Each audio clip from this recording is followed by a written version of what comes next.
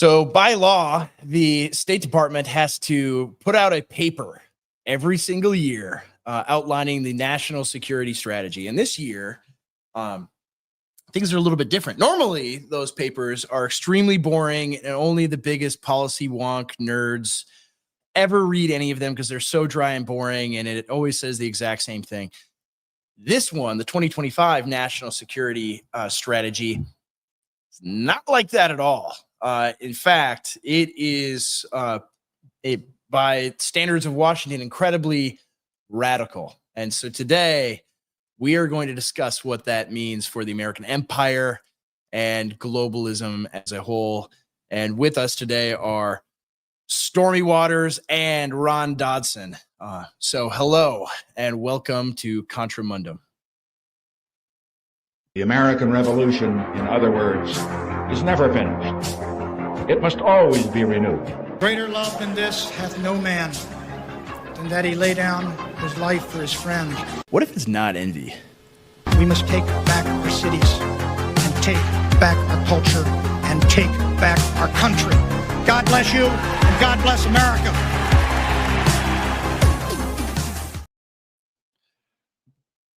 All right. Welcome, guys. Welcome, Ron, Stormy. Thank you for joining me today. How you doing, man? Oh, excellent. Let me turn the volume back up so I can hear you guys. Well, yes, we are back. CJ's not here. CJ had to be away. He had some things to take care of. But hey, I'm here with all of you guys. Merry Christmas. I hope we bought these and I finally decorated the room with some Christmas cheer. But welcome, guys. And I'm sure you got a chance, both of you, to actually, I know for a fact, both of you have read this paper and have lots of thoughts on them. So to kick things off, right, what did you think? Have you ever read before this one, either of you, National Security Strategy paper before? I usually read the Strategic Defense Initiatives. Generally, like you said in the intro, these things mostly say the same thing, right? So my experiences, at least in the past, they have been for public consumption, where we basically tell everyone in foreign nations that we're going to keep doing, supporting our allies in the Middle East and strengthening NATO, and basically tell everybody everything is okay. That's right. This one, however, is like, we're out of here. Goodbye. So I think it still is a document for public consumption. Mm-hmm. But it's a very different message. Yeah, it really is. Yeah. I don't know. I should have asked before I came on here if I'm allowed to say who wrote this, because I know, but I don't know if that's public knowledge or not. So I'm not going to say. If it's not public knowledge, I would err on the side of caution. I've had my suspicions about who wrote it. It's very well. If you've read these in the past, they read like legislative outtakes. I mean, it's not pleasurable reading. This is very well written, so that could help you if you know figure it these. out. That could help you figure it out. Yeah. He's working at the State Department. That's a good writer. I don't know. Okay. Come on, Isker. Don't get me in trouble. I just assumed just in case. Yeah. Our elites badly miscalculated America's willingness to shoulder forever global burdens. That's right. Mm-hmm. Yeah. Just, earlier this week, CJ and I went through and commented on a paper by Sam Francis that was in Chronicles Magazine, a short essay. Sam did not write this because Sam's dead. He's dead. So we can say it's not Sam. But this paper, Nationalism Old and New, was there you go. There he is, the man himself. Look at that. Like he's our big boy, right? people, I saw people attack his physiognomy before, a few years ago online because Stephen quoted him in his book. And I'm like, hey, hold up, right? We can have a big boy. And Sam was our big boy. Everybody that argues online on the right, you better be willing to post physique at any given time if somebody calls you out on it. So just be very careful. That's right. And that's, speaking of which, the between CJ and me, the Contramundum podcast, we're trying to get smaller, right? We're going the opposite of Mystery Grove, the Mystery Grove tweet saying you need to get bigger. I don't need to get bigger, and I'm different, and I'm trying to get smaller. And so we can announce that the entirety of the podcast is down 15 pounds, the majority of which is me. So I'm ready to post, do some physique posting, almost ready for it. But you're totally right, Stormy. Like that, like anyone that's like, yeah, you're fat or whatever. It's like most of those people, they're not gonna post physique at all. I will post physique whenever I even sense it. Yeah. I think it is both an offensive and a defensive weapon. Oh yeah, absolutely. And if Sam were around today, I'm sure he would be, he'd be hitting the weight room and getting in great shape. But at any rate, anyone who's met Stormy IRL, as they say, Stormy's a unit. So that's right. Stormy's a unit. Look out, man. But yeah, so this paper, man, 1992 he wrote it, and it was incredible. I mean, and it was kind of Sam's, normal shtick, where it's like, all right, normal American people, right? The American middle and working class has gotten screwed for decades now, even then in 1992. And everything benefits either the people at the very top or the coalition of fringes of the fringe at the very bottom. And who ends up paying for it? Who ends up going and fighting and dying in the wars? Who ends up footing the bill in every sense? Whose culture is completely hollowed out and everything else?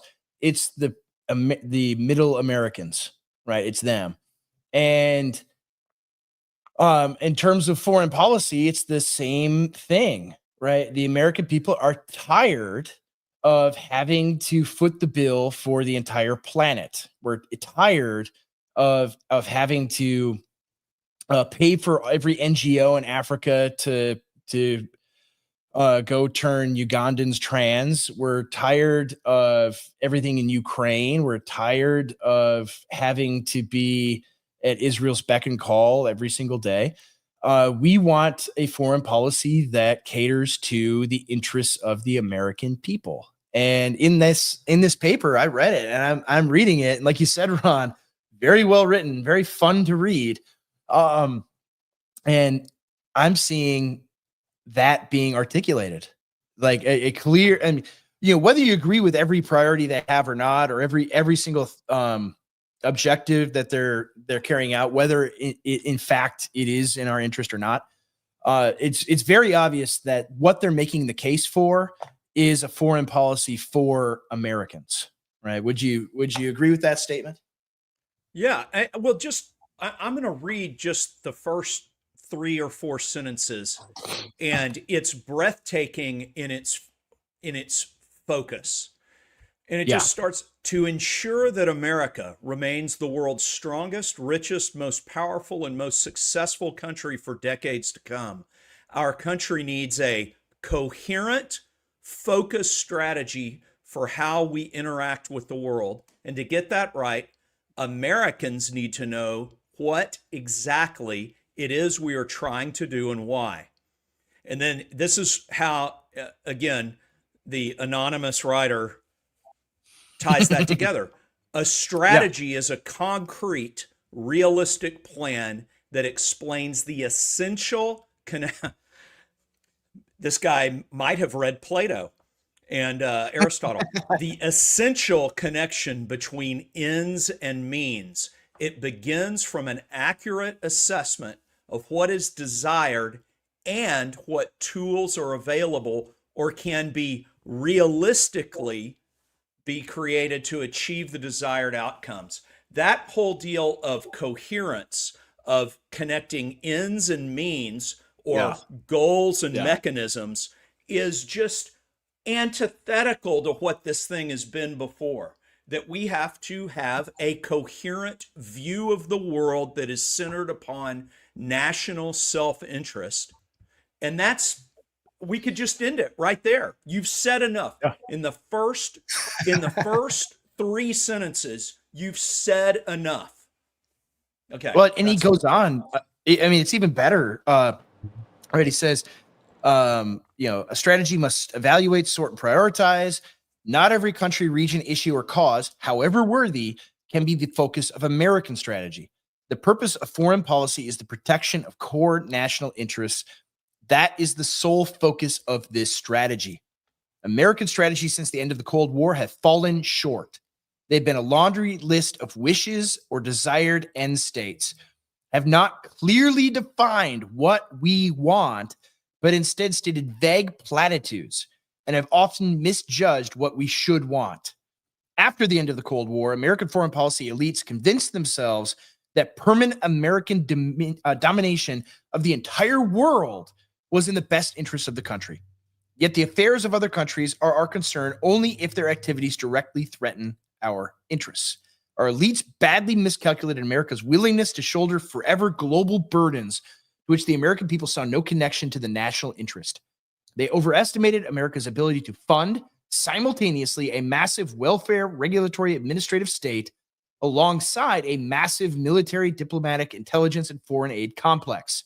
They placed hugely misguided and destructive bets on globalism and so-called free trade that hollowed out the very middle class and industrial base on which American economic and military preeminence depend. They allowed allies and partners to offload the cost of their defense onto the American people and sometimes to suck us into conflicts and controversies central to their interests, but peripheral or irrelevant to our own. Irrelevant. Yes. Yeah. Who's he Beautiful. talking about there?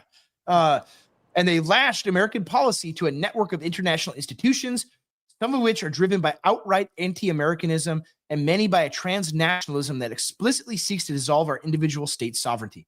In sum, not only did our elites pursue a fundamentally undesirable and impossible goal, in doing so, they undermined the very means necessary to achieve that goal, the character of our nation upon which its power, wealth, and decency were built. Oh, this is it's almost lyrical, right? It's musical. No, it's fantastic. And again, that connection between ends and means, goals and the mechanism is, and I'll mention it later. And I know the language got, again, not to get too in the weeds, the language got walked back a little bit, but this is the very definition of realism. Yes. And I'm not talking about some type of academic, ideological realism. I just mean the idea that you can only pursue that which you can quantify and achieve. Yeah. And that anyway, it's just, I love it. Oh, it's incredible. Yeah. What do you think, Stormy? Well, I think this has been at least felt and ruminated over in the defense establishment for some time. If you go back to, if you rewind the clock 6 months before October 7th, and I urge everyone to do this, just go into your search browser of choice, type in custom search, select date range, and roll the search period back prior to October the 7th and after, America pulled out of Iraq or whatever. So in that period of like 2010 to 2012, 13, whatever, to up until, 6 months before, and type in Pentagon leaves or pulls out of the Middle East. Yeah. And all of a sudden, you will see just this. And you go to like, you can order them chronologically. You'll see like a couple Defense Department think tanks, usually like the academic universities that are feeders to our defense establishment. So like, you know, our Naval Academy, our, what you call it, the War Army College. College. Yeah. Yeah. And there's one other one I always forget, Annapolis. And there would be basically musing about possibly doing some Monroe Doctrine and pulling out of the Middle East. Yeah.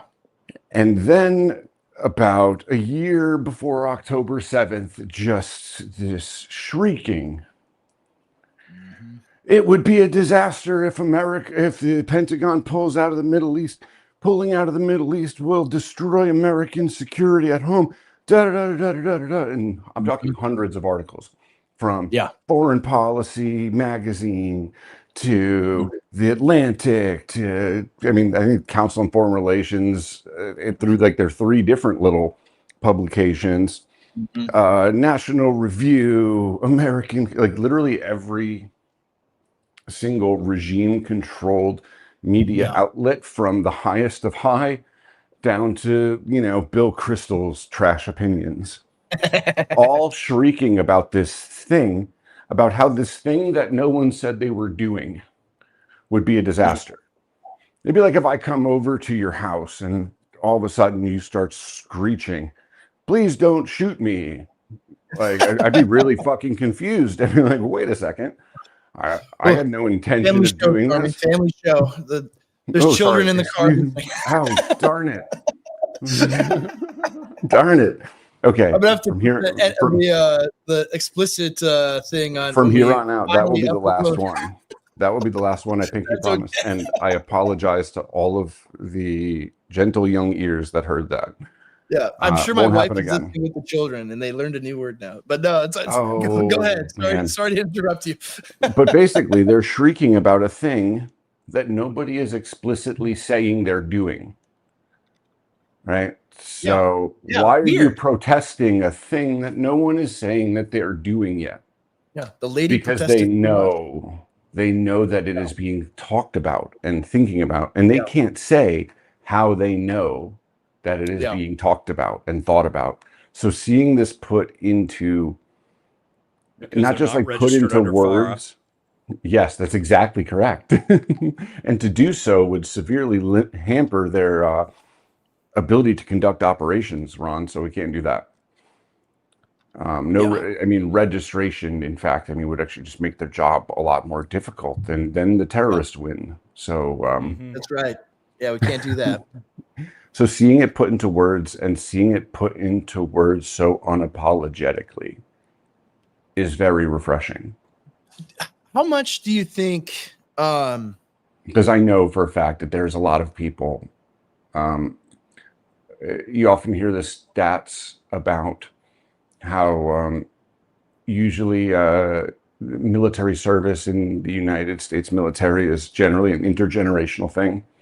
You know, so usually, like, I mean, I was supposed to be in the Marine Corps. I was supposed to be a fourth generation Marine. Both my on my mother and father's side, every man in my family had been one. My younger brother would go on to be one.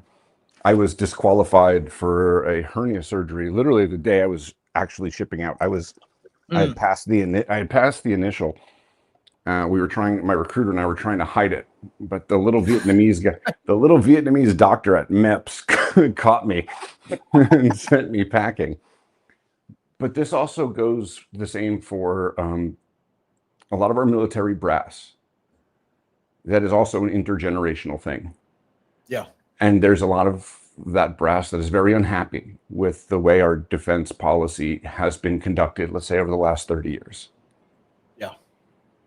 So I think there's a lot of people that have agreed with this quietly for a very long time and never said anything. And now that it's been said, and been said from such a pulpit, that they hopefully will be confident in voicing the opinions that they held privately, publicly. Yeah, for a very long time. I mean, how much do you think, Stormy, that the two fronts of the Russo-Ukrainian war or the Syrian civil war, right? How much of that, like, do you think It's all the same thing. plays a role in all of this? That it happened. I mean, it just so happened to happen once Joe Biden is president, right? Mm-hmm. Now you don't have Trump and his administration in there, and now What was things Trump get pop impeached off. for? Yeah, Ukraine. Yeah, he was. And nobody Trump's in Ukraine. had heard a darn thing about the nation of Ukraine prior. Yeah. And Interesting. what does Russian intelligence say? I mean, actually, the Russian MOD. So this would be like the Pentagon making an official statement. The Russian MOD has made an official statement and gone on the record and, at length about this. They've been forced to view that Mossad and Aman, that's Israel's military intelligence, AMAN, and the Ukrainian GRU are effectively the same in the battle space. And domestically, so in Russia, they are seeing that there is no difference and no daylight. Basically, these are the same people. And they are being forced to treat them as the same people, not because they particularly want to, but because that's the facts on the ground. That's just reality. Yeah. Yeah. So the Ukraine-Russia thing, the Syria thing, and the Israel-Iran thing are all the same thing. Yeah. Yeah. And that's not me saying that. That's them saying that. No, exactly. And so you think about that, like you think about, okay, where are all the U.S. resources going to? I'm pretty sure it's those three places. Just this week, they passed Congress is incapable of doing anything, but what they can do is spend money, and they passed a new can't do one appointment. Yeah, no, they can't appoint a single one of Trump's guys, but guess what? They're going to pass a spending bill for defense, and guess what? Billions of dollars went to Ukraine and to Israel. Right. What a coincidence. Like that. Those are the things that like dominate our foreign policy. And yet now you have what seems to be the beginning of a changing of the guard. Right. Even going back and looking at, okay, Trump bombing Iran and, brokering a peace deal to bring about a, kind of a ceasefire in Gaza. Like that, I looked at it at the time, and maybe I'm too much of a plan truster, but like I looked at it at the time as, all right, like he's dealt the hand that he's dealt, and he wants to extract America from all of this, but in the meantime, we're still stuck in the thick of it, and so he does these things, right? He does this bombing of Iran that really didn't accomplish anything to appease Netanyahu. And then, right, days later, the big, beautiful bill gets passed, right? So there are all these like domestic things and foreign policy things that are interwoven together. And so I look at it thinking like, okay, is his plan to extract us from these things? And it was a little bit shaky. You're like, I don't really know. Maybe all the people that want to attack him all the time are right. Like he's just totally paid for and owned by Israel. But then you see this paper and you're like, whoa, that this is this clear, obvious strategy of what they want. And the political fact remains that they feel confident enough to be able to announce this. Right. I don't have to like read through the tea leaves to try to discern like, oh, maybe is he going to try to get us out of these entanglements in the Middle East and with Israel and in Europe with Ukraine and so forth. right? I don't have to like try to, read between the lines and different comments and things like that. It's like, no, they want to. Like that is the clear, obvious goal. That is the priority, and they're announcing it. This is what we want. And so I guess it's heartening to hear, Stormy, that like it's not coming out of nowhere. It's not coming out of a couple of guys who are true blue Americans in the State Department went rogue and published a paper that this is what the American people voted for in That doesn't 2024. necessarily mean it's going to happen, nor does No, it doesn't. No. So, like on the floor of our Congress, apparently, the day before yesterday, president of the World Jewish Congress. I mean, I'm not supposed to say that they do this. Like, how come? Here we go. It's a global. You guys, this is like a global thing. You guys are that is a anti-Semitic conspiracy. Says the president of the World Jewish Congress. Yeah, that's like, hey, you're coming to rob my house. That is an anti-robber hate crime. Thank you. Like, you literally have the crowbar in my door. What are you doing?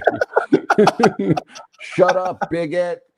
Yeah. Any candidate running, this is his quote. This is what he said on the floor of our Senate. Somehow he was let in the building. Maybe he has a key. I don't know. Yeah. Any candidate running for a seat in this building, that makes me want to. Whose building? Whose building is this? Whether for Congress or Senate, whose platform includes anti-Zionism, we will target them. We will attack them. We will go after them. We will fund their opponents. We will not, cannot passively sit by and let anti-Zionists determine our future. I'm assuming he says our future as like America's future. But seeing as he's saying this from the Congress that he was duly elected to, I'm sure. And then at the end of the speech, he proudly introduces Commerce Secretary Howard Lutnick as a supporter of Israel, as a strong supporter of Israel. Right. So there is,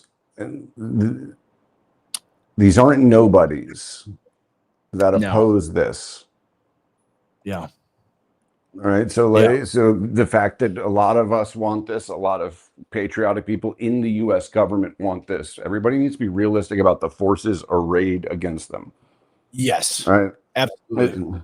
It's never. And this is the other thing is like everybody wants to put everything in like some nice, neat bag. Like, oh, well, the military-industrial complex is just all in for Israel, whatever. Like, okay, so.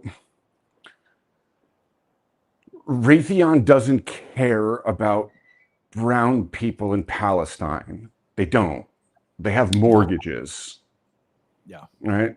If what's his name?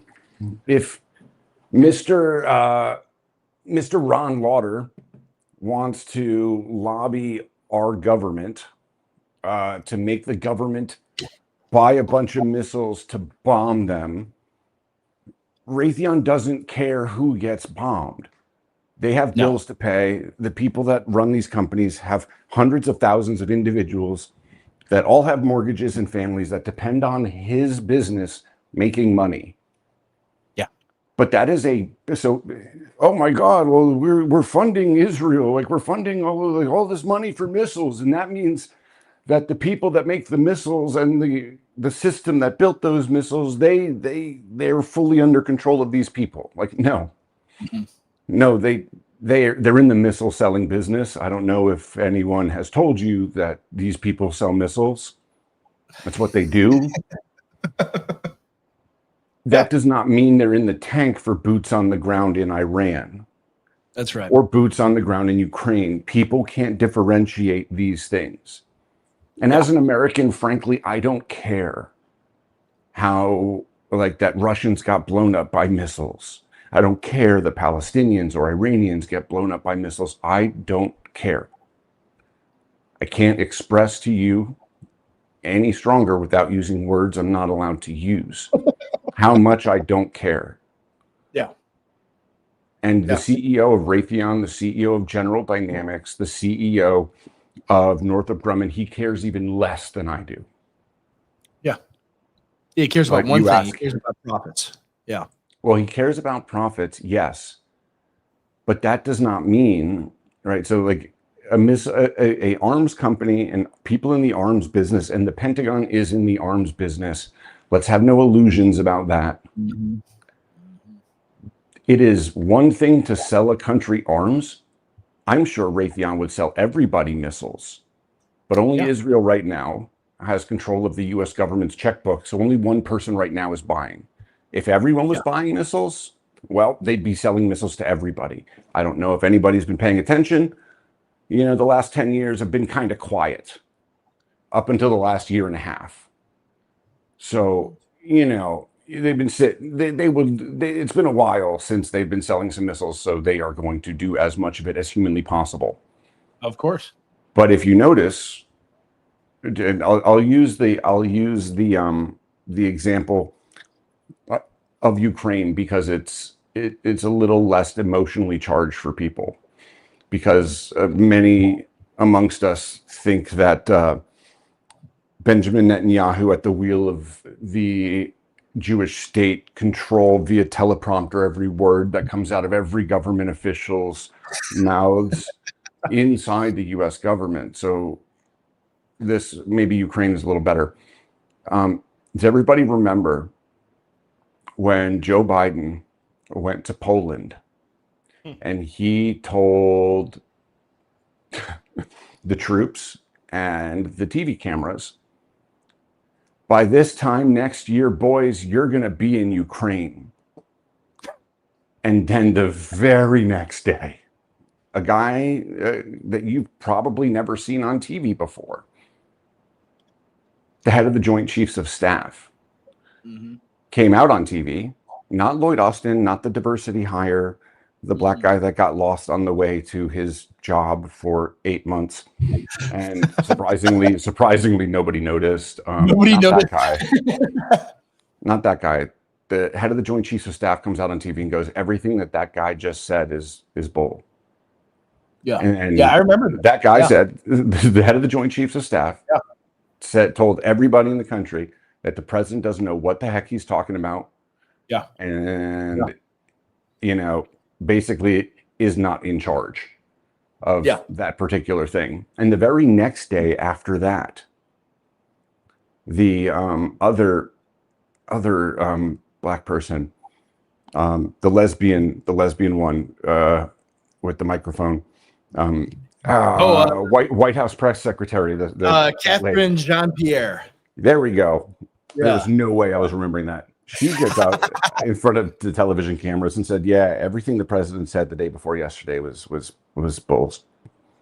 Yeah. Our bad. Oops. So you would think if these people only love selling missiles and guns and bullets, that the only thing that they could love more than, you know, selling them to Ukrainians would be for the U.S. to get in a full-scale war. Think about how many missiles they're going to sell then. Wow. Lots of missiles. Yeah. And so every single person, including like Joe Biden, Treasury Secretary Janet Yellen, Department of Justice head, what's his name? How can I not remember the guy's name? Garland. I mean, it's easy to forget. It's easy to forget the Biden years, man. It's a bad dream. Yeah. Anthony, head of Department of Homeland Security, which basically is like the central node on almost all of the U.S.'s civilian intelligence agencies. Alejandro Mayorkas, Lloyd Austin, literally every single person in the Biden's cabinet wanted to go to war in Ukraine, openly said so. Janet Yellen said she can fight inflation and make sure we have enough money to go to war, not to fund Ukraine, to go to war in Ukraine. 80% of these people were within one generation and 5 miles of Lviv in Ukraine. All of them come from Ukraine less than a generation ago. They care about this deeply. Yes, they They did. have the president and every organ of government, right? The head of every agency and the entire cabinet all saying we are going to war in Ukraine.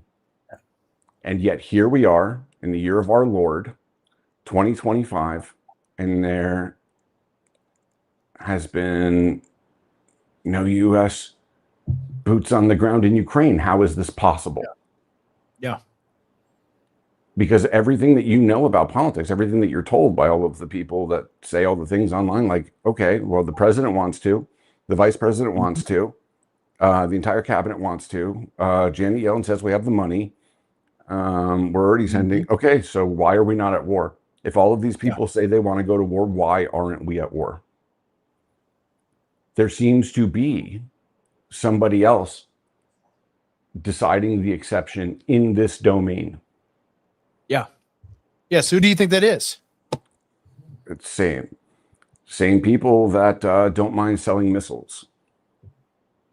Again, like people confuse it. Sorry to go on such a long rant, but people confuse these two things.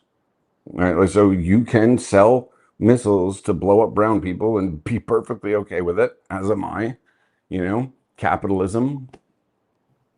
But that's a different thing than war.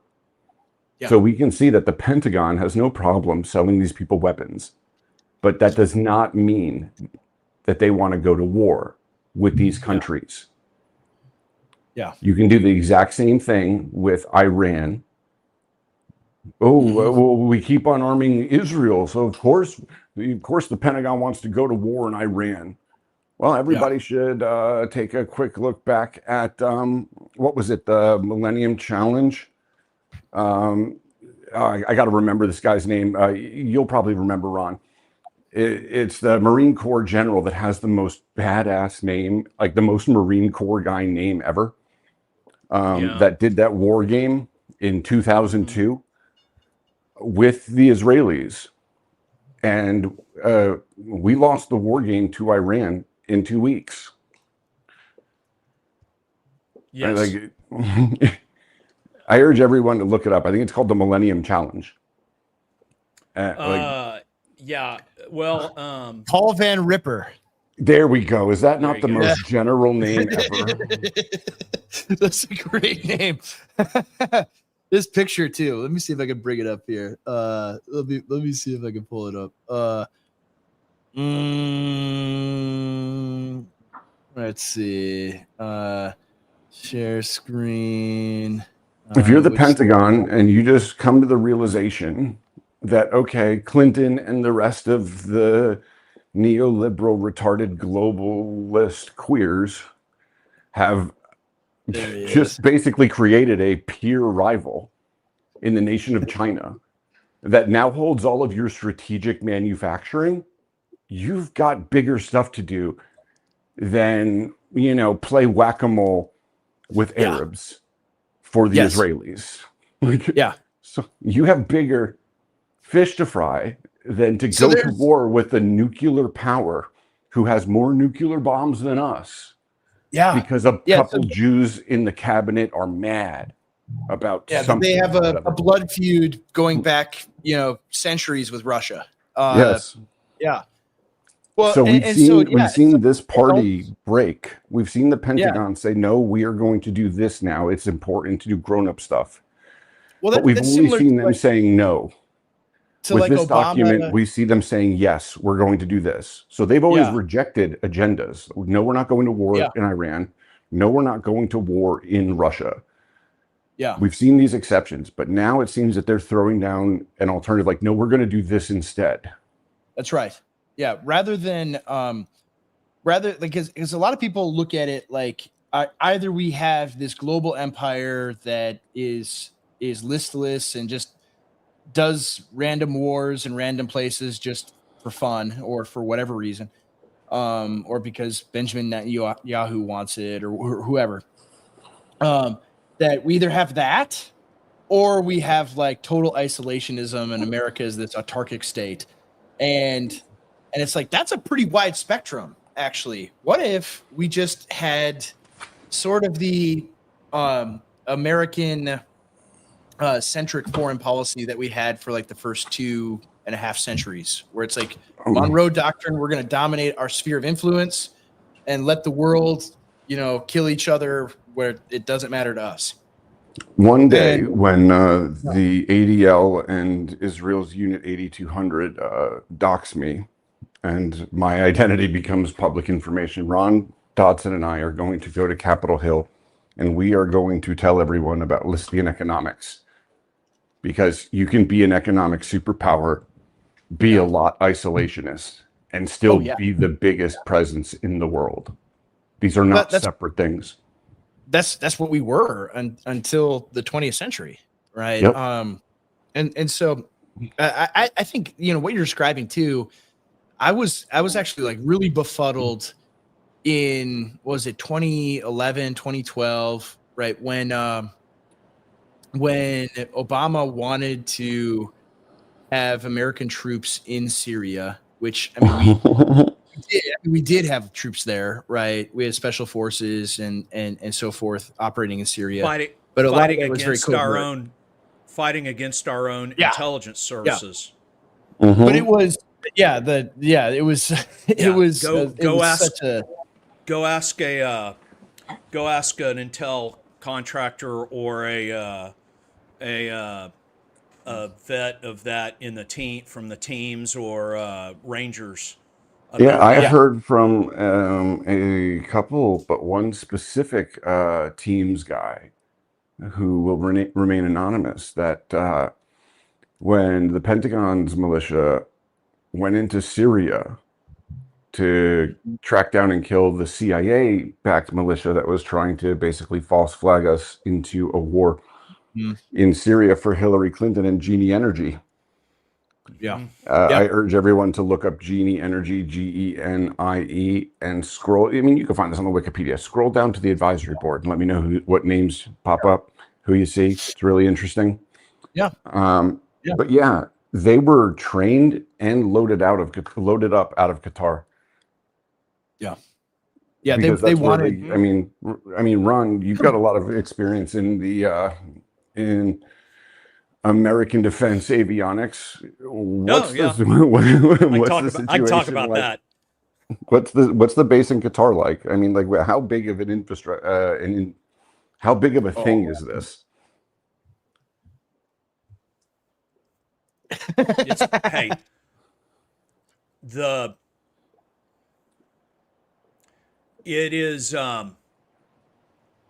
It's not just there's multiple layers of operationality. There's the ability to platform attacks, but there's also the incredibly important, if an F-16, which is where my experience is, if an F-16 flies an hour, it's got to have at least 5 hours of maintenance.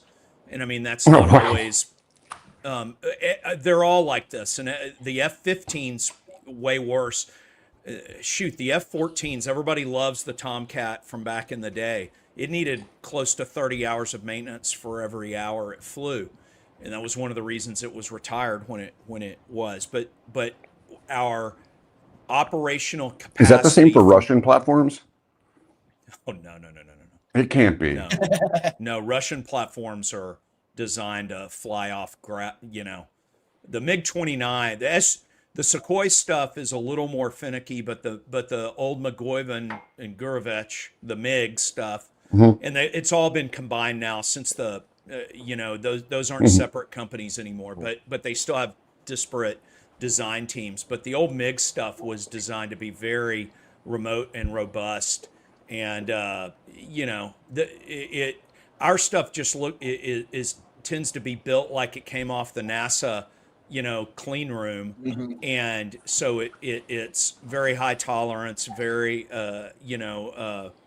very fine put together, but that just makes it very maintenance heavy.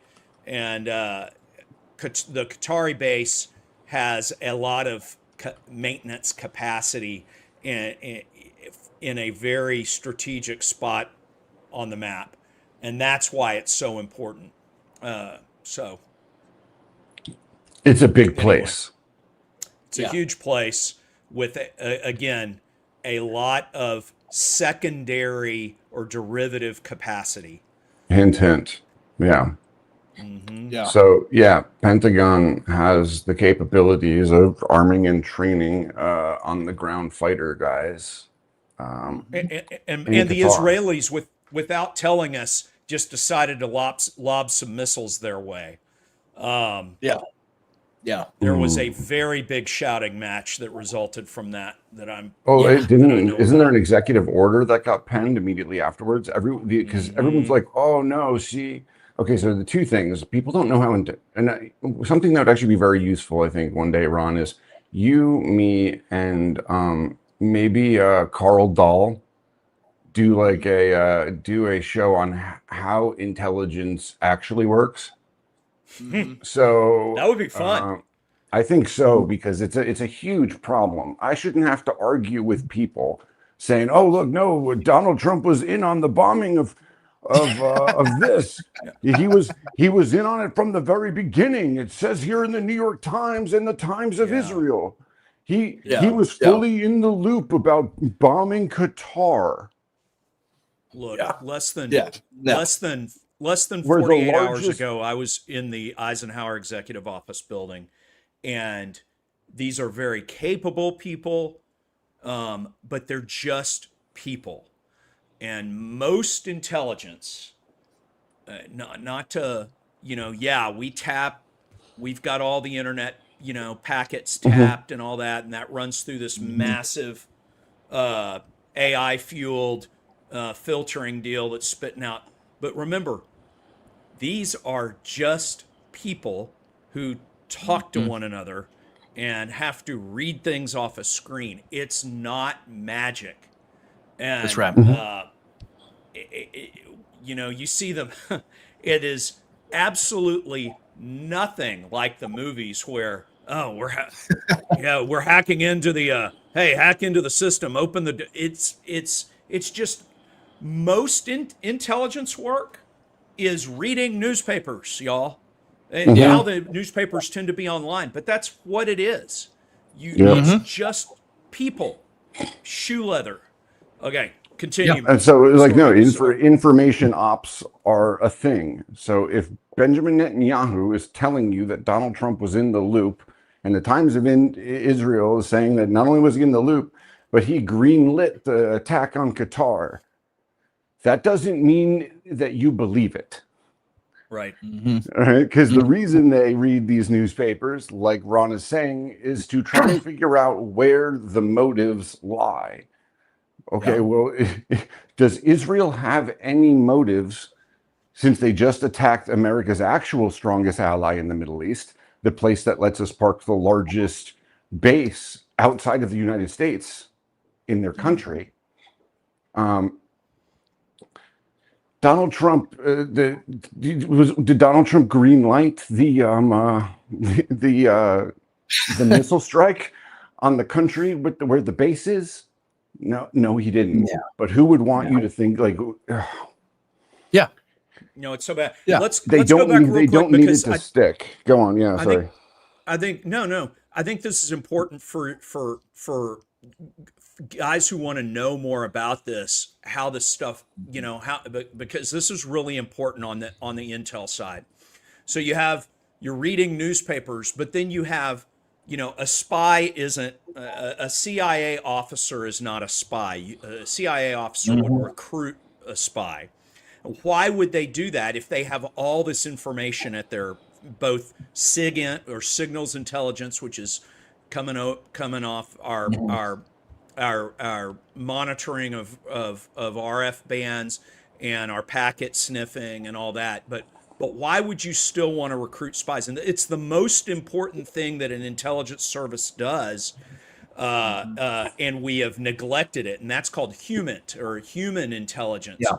It's because you want to know the motivations and the reasoning behind the raw information that you're getting out. That's correct. So let's put it in business terms. Stormy and I are looking at investing in a new electric car startup. Let's say I'm just pulling something out of my rear, and they announce a new model.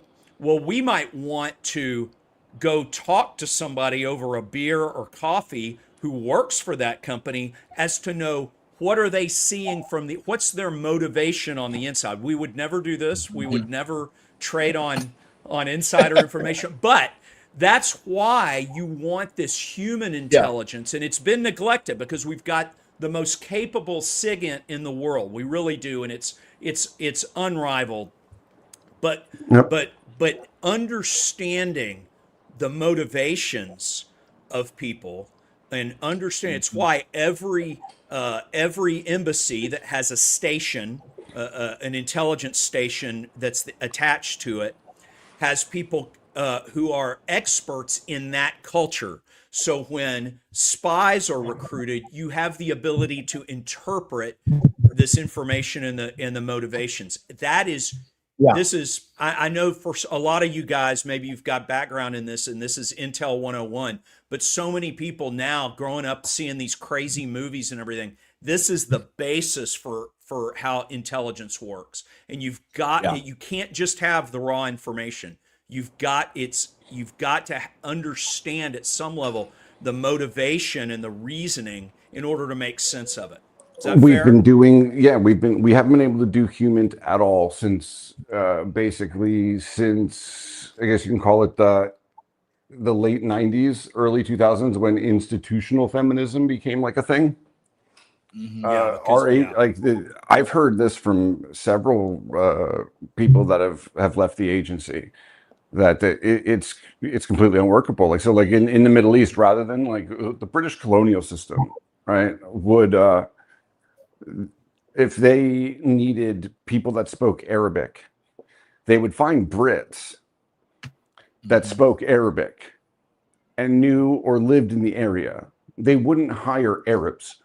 They wouldn't bring on Arabs in, because what Arabs are going to do is they're going to nice guy you, like, yeah, whatever you want to hear. I can just give me the stuff. And these people have all of their own internecine ethnic, actually micro-ethnic, tribal rivalries, agendas. They're talking to their cousins at home. Like we basically become an open sieve. Yeah. But the nice little brown guy, he's not going to lie to me. Look how honest he is. He's nice.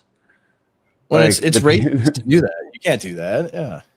100%. 100%. So just like we've seen kind of like this HR culture, in fact, our corporations and everybody loves to mock. Well, it's not so freaking funny when you find out that has been metastasizing way longer and way worse inside our intelligence agencies. Yeah. To a point where, like, now any actual intelligence is happening outside of the intelligence agencies, and our intelligence agencies are the last ones to actually know. This goes the same for MI6. I'm sure. It's the same thing with so both the agency and MI6 have, the CIA has something called ground branch, right, which is kind of like the Jason Bourne types, like what you imagine that is. But really it's a bunch of guys that refuse to retire because they, like, they're like the guy that you see, hitting on girls at a nightclub, and he's like 50. And it's like, I get that you like it, but you need to go home. Right? That's right. But since the ladies don't know anything about combat, they don't. It's basically the people that are making the decisions, both in the intelligence gathering and when we have to put physical people on the ground, are disconnected from any lived reality that included either of those two things. Ground branch was kind of the counterpart to the old funnies group. And it's I haven't heard that in a while. And they were it was actually one of the few areas where women were useful, because they would be infiltrated as secretaries and assistants, often very beautiful, to these archaeologists, anthropologists, or whatever. They were infiltrating Eastern Europe. bankers and so forth. But it was Ground Branch was the paramilitary guys, and the funnies were they were called the funnies because they were typically the men were kind of nerdy types, not your typical agency guys. Anyway, it's really cool part of Intel history. And we basically got dominated when we stopped doing this by the Soviets. did. And even to the time where the Soviets are collapsing. They can't even put gasoline in the jet that flies the prime minister around. And they still had us beat and basically perforated. Yeah. Yeah, entirely. Yeah. Because they were 100% realist. They were realist about everything, kind of like this document, to go back to it. But the Soviets viewed intelligence and diplomacy as, well, frankly, men. Yeah, absolutely. Well, we have to do an ad. If you guys have time for an ad, we got to do an ad read. And but I want to go back to the document after we do and get into some of the specifics of it and why these things are good. But we should talk about the. Oh, go ahead. I said we should talk about the economics element when you get done with the ad read, because it seems that this document focuses a lot about basically how things are going to shake out as far as trade and what the global economic system is going to look a lot like. It seems to be equal part defense and economics, which is interesting. Yes, that those two are intertwined. I'm not going to say more because then we'll get into it. So let's go with the ad here for Backwards Planning Financial, and then we'll be back in just a few moments. This is Dave. Dave is dead. When he wasn't, he was a successful businessman with a rather large estate. This is Ben. As Dave's son, Ben has just inherited a logistical nightmare. Dave wasn't exactly organized with his estate. Sorting through folders, receipts, and records, a hunting lodge in Montana, a 401k, lots of investments, several bank accounts, and of course, taxes. Ben was overwhelmed. Enter Joe Garrissey of Backwards Planning Financial. When Ben called Joe and explained everything, Joe replied, "No problem. That's easy." And somehow it was. With Joe's guidance, Ben was able to put a robust financial plan in place which helped mitigate risk and bring order to the chaos, while building wealth, organizing his estate, easing the tax burdens, and cutting unnecessary costs. He helped Ben do something Dave never did: plan ahead. Starting at the end and working backwards, Ben now has a plan for his own family.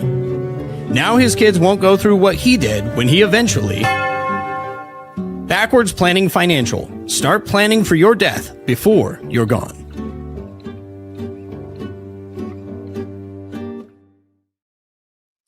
Okay, we're back. And also, if you just skip to the ad, I'm gonna send Stormy to your house to beat you up, and you got to listen to the ads, right? That's what makes it possible for us to do this. Anyway, speaking of financial things and economics, it is really actually shocking in this document to see how detailed it is and that they're actually presenting a coherent strategy for strengthening the American economy and pushing back against the global order. Is that kind of how you guys see it too? Yes, and I'll let Stormy speak in the details. Where I find it interesting is that it specifically moves to a balance of power stance rather than a more of a global domination stance, and that has both economic and defense strategic pieces to it. All that works together. But I found that hit me like it was, a flashing red light. and I'm very impressed that that made it through editorial, so to speak, because it's very difficult for some to get through their head that due to the changing calculus of defense and power projection, that you just can't you can't dominate every square foot of the ocean and the shoreline of every place like you thought you could for 30, 40 years. It's just impossible. So it was very good. I liked seeing that not just admitted, but being a facet of the goals, so to speak. Yeah, I think it's really interesting because generally how these things used to read would be like, oh, we're going to strengthen trade relationships, we're going to get more interconnected and more, collective. I'm trying to think of all like the buzzwords that they would basically say to where everyone's going to be friends and we're all going to do, a little international communism. Yeah, Right? Everyone's going to basically be friends and play. We're going to do this together, and global and financial markets are going to be just one big happy thing. This is very adversarial. Yes. Yeah, it's very grown up. It's very, dare I say, it's very masculine, right? Yeah. Like men actually wrote this as men, and they Not realized just that. The people that wrote this are saying globalization's over. Yeah. We're not your friend. Yeah. History's back. It didn't end. And and here we are. America is going to pursue her own interests. And because we know every other country has been pursuing its own interests contra ours. And Well, that's an act of war. Just think about that, though. America pursuing its own interest is an act of war. Depending on, so how much of China's entire trade, but actually here, let me pull it up. Percentage of Chinese trade.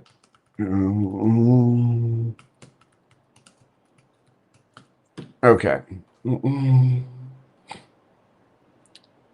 Yeah, about 20% of all of China's exports, right? So total, go to the United States.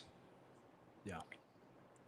So if a country was going to say, we're going to take away 20% of all of your global trade, that would be an act of war. Right? Your economy is going to have a very bad time. Right? Because it's not like everyone looks at production because, I don't know, that we have this very, it's because everyone that taught at American schools were leftoids, and generally far leftoids. So we seem to have a conception of markets from the consumer or the proletariat position. Right? Yes. We only see capital and industry, and they're the people over there that make the things. So when there's only one person that makes all the things, that's a monopoly. This is true. But there's this other thing that doesn't get talked about very often because it doesn't happen very often. And that's called monopsony. And monopsony is the inverse. I mean, it is both the inverse and it is also the same thing, right? A monopoly is a way of asserting leverage or power to dictate terms through consolidation of the production of any good, right? I can set prices because I am the only game in town. Well, that can happen on the other end right? Mm-hmm. I can set prices because I'm the only buyer in town. And I can buy from elsewhere, and you can't sell to anyone else because where else are you going to sell to? I'm the only buyer. So at a certain point, the balance tips the other way. And that's what the US has over China. Yeah. Right? Yeah. The US dominates Chinese trade, just like. So basically, when everyone's like, oh, well, everything is made in China, that gives China all the power. Well, no, because all of those individual items that are being traded are all manufactured by varying interests in China that compete with one another and are not all on the same page, even though the government is very centralized and could get everybody on the same page if it wanted to. It would be difficult, and a lot of people would have hurt feelings, but they could do it. Where the consumer doesn't have any factories or anything that depends on anyone else. Mm-hmm. They can just take their dollar, and especially in the world of e-commerce, they can just go to a different website. Yeah. Like to the consumer, it makes no difference because the consumer has no investment. Mm-hmm. That's the disparity. Yeah. All right. So if Korea all of a sudden made everything that China did, or Canada did, or Mexico Mm-hmm. did, or whoever, or the United States did, it would cost absolutely nothing. Yeah. For the consumer to switch to using somebody else. But That's if right. they were the producer, right? So like, let's say you're a Chinese factory owner. Well, darn it, the Americans aren't buying any of my widgets. Yeah. I guess I got It's to sell over. my widgets to somebody else. Well, you've been trading with America so long. Your factory is built to make American pattern widgets, right? Like That's you right. have structured your manufacturing to the U.S. consumer. That's right. The Koreans or the Vietnamese, they're not going to want the same goods that America does because A, their people are different, and B, their countries are in different economic situations at the time. That's right. So things like we are going to onshore trade. Okay, and then there's also the then there's also the trade surplus or basically trade deficit. Mm-hmm. Ron, I don't know what your opinion is. This is obviously very broad strokes, so I don't need anybody to autism me. And if you're going to try and autism me, then you're missing the darn point, because the point is what matters. There is a trade deficit of $250 billion with China every single year, right? Which is very strange because that means that everyone's like, oh, well, that's because we sent them $250 billion because we were buying things from them. No. Because when you buy a thing, if I hand you $1 for something, I should be getting something that is worth $1, correct? Yeah. Okay. Or else I wouldn't be, or else you'd be ripping me off, right? That's right. Yeah. So that should be roughly even. Just because we spend a lot of money in China or buying a lot of Chinese stuff, they are sending us things of value. Or we are sending them things of value. Yeah.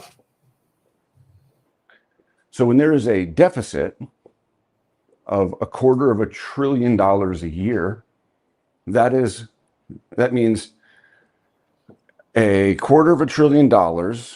Well, let's just do it over 4 years. $1 trillion got sent to China, and they sent us $250 billion worth of stuff back. Does that sound like a good deal? Yeah. No, it does not. Like, if we viewed, everyone's like, oh, well, it's all these buying, this person buying it. Let's just pretend they were a single transaction. That's right. All right. Can I, let me say that I am going to buy a house right? You just built a house and I'm going to buy it for $1 million. And you're like, okay, take my $1 million. And after we leave the closing, you hop in your truck and pull up, your stack of receipts for how much it cost you to build that house last year. And that totals up to $250,000 worth of material and supplies. Mm-hmm. And some labor. Mm-hmm. That means I have just transferred $750,000 from my pocket to yours. I bought a house for $1 million that was really just $250,000 worth of stuff. Mm-hmm. Right? It's a wealth transfer. Right? So that's one aspect of it, and this is why everyone freaked out, and they're like, "Oh, the Trump is so dumb. Trump is so dumb. They're just looking at the trade deficits, and they're just assigning the tariff rates based on the trade deficits. This is not. They don't know how international trade works." Like, no, you. I'm trying very hard. I hope you all appreciate. I have appreciated. I am not going to swear once on this entire show. That's not how it works. That's how you were told it works, but maybe it doesn't quite work the way you were told. Yeah. Because what is free trade? Right. So the only reason you would laugh at somebody assigning a tariff rate based on a trade deficit is because you bought, and don't get me wrong, there's a lot of, well, at least just in Rothbard, there is a lot of things that he gets right, but the whole libertarian economic worldview is retarded. Mm-hmm. It's dumb, and coincidentally, it came about right after, my British friend and I were having a conversation in the car the other day about the oscillation of, we'll call it the kosher sandwich, from left to right to left to right. And basically, the left erodes all of the cultural, moral, societal value, right? So all of the societal systems and the relationships that make that society up, it dissolves them. Yeah. And then the conservatives come in afterwards, and then they just pick a thing to conserve. But it seems that they only pick one thing, and it's the same thing every time. Right? So after the 60s, when they destroyed all of the racial relationships, all of the familial relationships, all of the gender relationships, all of the intergenerational relationships, you had the conservative revolution, the counterpunch. And right at the exact same time, this thing comes about, right? Their words, not mine, 5 Jewish atheist communists met in a church. And that's the birth of libertarianism. Suddenly, there's this new conservative ideology that is all of a sudden, probably got Ayn Rand, another person like Janet Yellen from Ukraine, publishing books and getting all of this attention. And this is the new conservative religion, and the only thing we conserve is economics. Yeah. Well, and let me jump in, because we all know that libertarianism for social reasons and everything is the issue economically. You read my mind. You're dealing with you're dealing with a snapshot rather than an ongoing monetary flow. So that's right. You can't. It makes no accounting for the derivative, the derivative hangover of all these transactions. So, what does that mean, Ron? You're sounding like a obscurantus. I'm not meaning to. What I'm saying is that just as libertarianism in a social aspect makes no allowance for what happens tomorrow, that same exact mechanism is experienced in the economic. In other words, it makes perfect sense, and it does, if you do what's called, remember in calculus how you do infinite limits, and the theory is you slice that Newton, it was really Leibniz, but okay, let's say it was Newton. If you slice this rectangle in enough infinitely small ways, you can account for the space under the curve, right? This is calculus 101. Libertarianism, from an economic standpoint, does the exact same thing. The problem is you don't live in that infinitely small time slice. You have to deal with what comes next, and it makes no. It's if you look in the current accounting from the libertarian standpoint, for instance, let's take this. Well, they now have dollars and we have assets. The problem is we have bought a depreciating asset. Bingo. With a currency that, in theory at least, doesn't depreciate.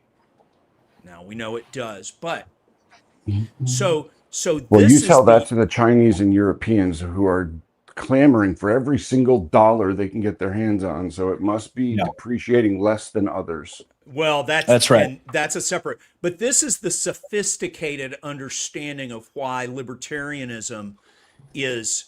It's not because it doesn't make sense if you can slice time into infinitely small places, because at the margin, okay, so remember your marginal utility from economics. So in microeconomics, at the margin, that math makes sense. The problem is not every decision is marginal. You have to have aggregates.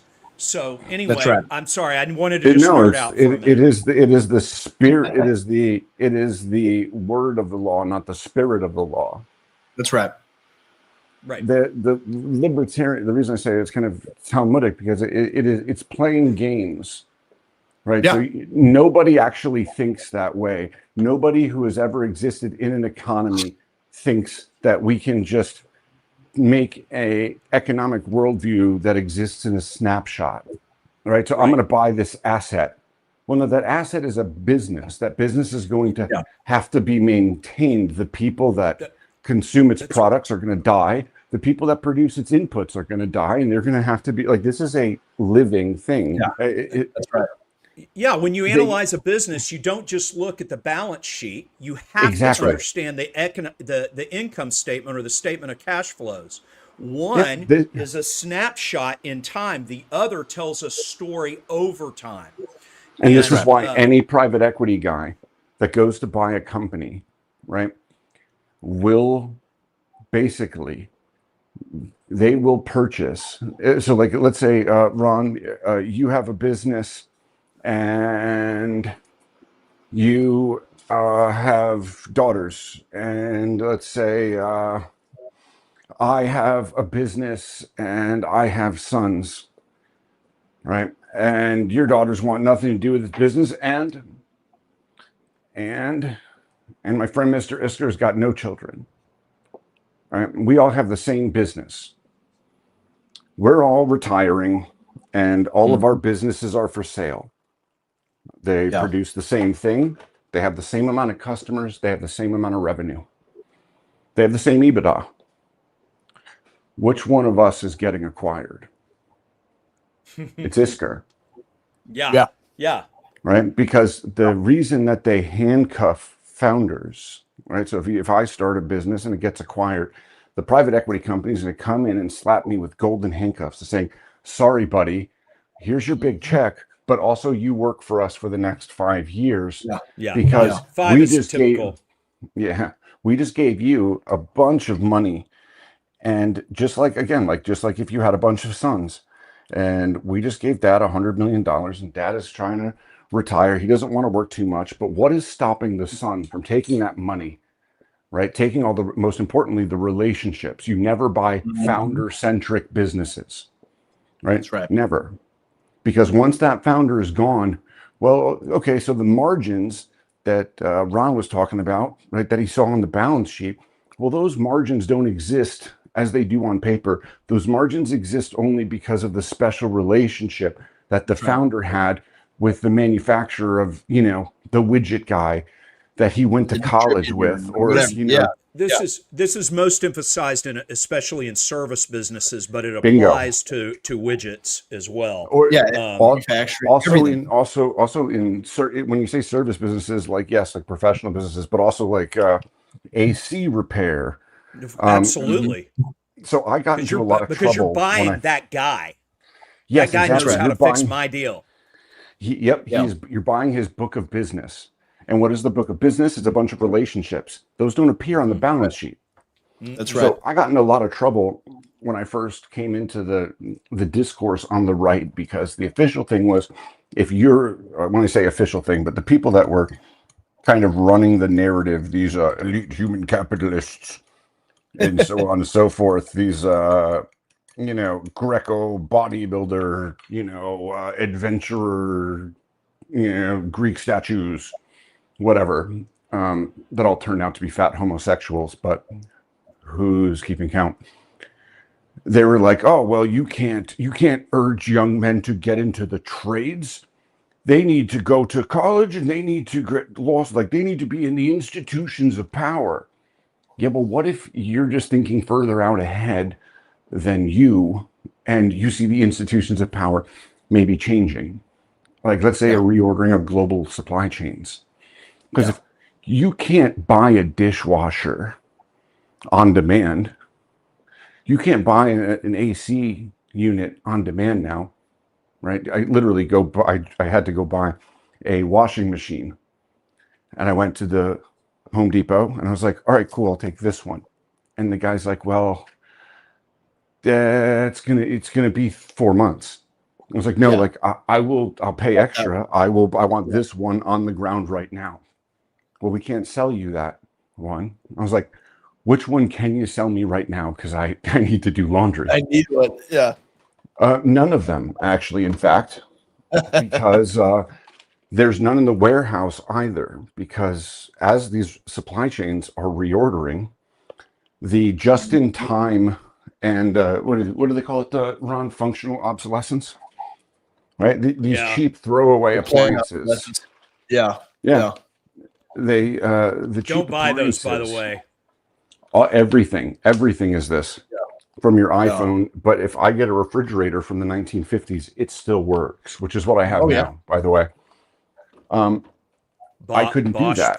Bosch is pretty good about not doing this, but even so their stuff the repair guy, turns out the refrigerator repair guy, right, that I had to call for both the refrigerator and the washing machine. You know how much he makes?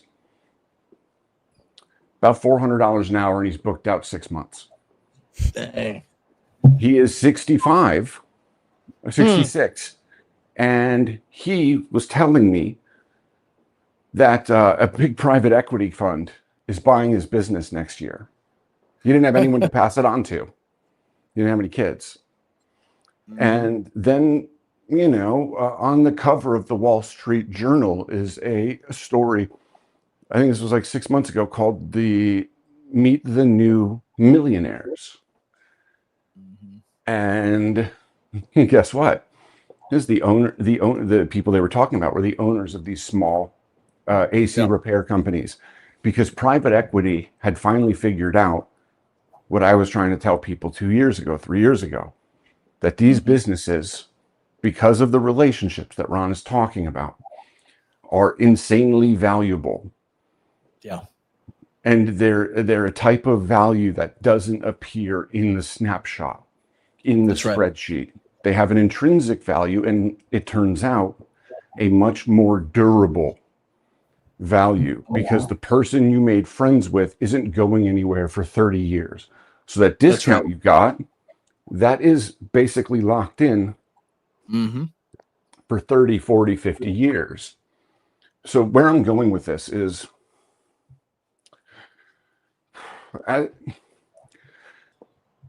this economic system that conservatives were sold,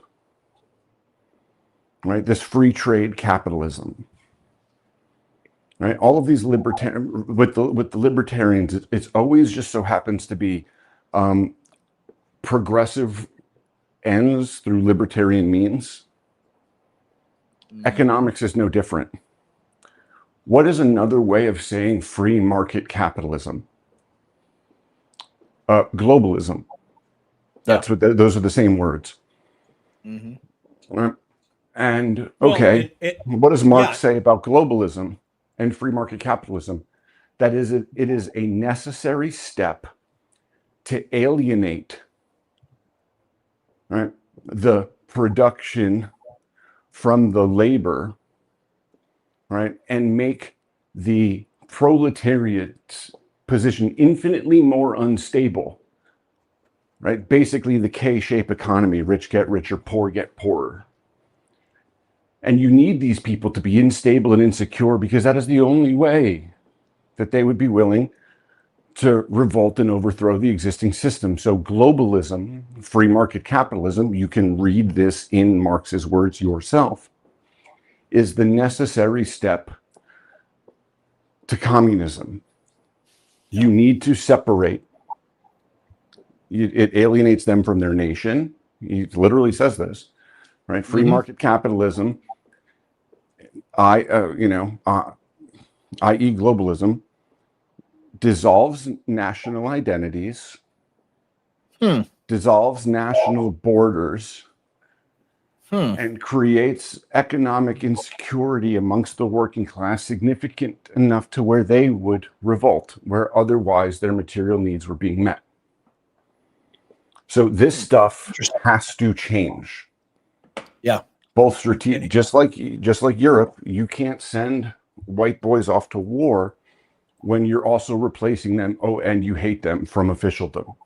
Like you can't do all these things that you have to pick. Okay, well, if you're going to do like, we're going to hate white boys, okay, and white boys don't want to fight for you, and, Muhammad doesn't really want to be conscripted either, nor does he know how to read. Yeah, well, he's not. Yeah, you're not. You're now a strategic liability. You go on the other side of the balance sheet. So how this was sold to us B school guys in the late 80s and early 90s was, well, hey, this is going to lead to world peace because clients and customers don't want to go to war with one another. Every libertarian has told me that. You know who the largest trading partner was of the Soviet Union at the time of World War II? Oh, at the time of World War II, the United States. Or no, Germany. No, Germany. You know who was the biggest trading partner of Ukraine? Russia. So, but this is how this was, a bunch of fresh-faced young B school guys coming out of school. Well, wait a minute. Because we all, those of us who are leaning right and everything, we're like, well, wait a minute. This sounds like just the business version of multiculturalism, and we know that's nonsense. Yeah. Oh, yeah, but it's going to lead to world peace because who wants to, you don't want to bomb your customer. You don't want Wait a second. So what are the objectives? World peace or economic development? Like I'm in business, you're in business school, right? You're not in the Carnegie School of you're not in the John F. Kennedy School of International Relations, are you? That's right. Yeah. So no, what's I'm just talking. So that was just as, so I was telling you how old I am now. I was a delegate in 90 in the off year to the state convention. And this is speech after speech I'm hearing, come down the pike about how Phil Gramm, who was our senator in the great state of Texas at the time, this is what he's saying, so Man, that's wild. We basically have to destroy all these things because it turns out they're all lies. Yeah.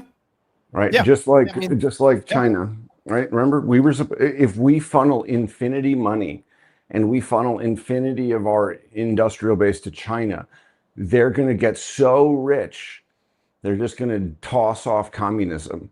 I always wonder, every time I hear that or I go back and I think about that, I can't help but wondering if as soon as they turn the mic off, like as soon as Bill Clinton and the rest of the lizard people turned the microphones off or turned away, I can't help but think like they must have been laughing their asses off. Yeah. It's the meme, it's the lizard people meme with the glasses of champagne laughing, That's exactly it. Like, and then we told them that if we give them all of our money and all of our jobs, they'll A, not hate us anymore, B, won't do anything provocative militarily to us, and also they're going to throw down communism. Yeah.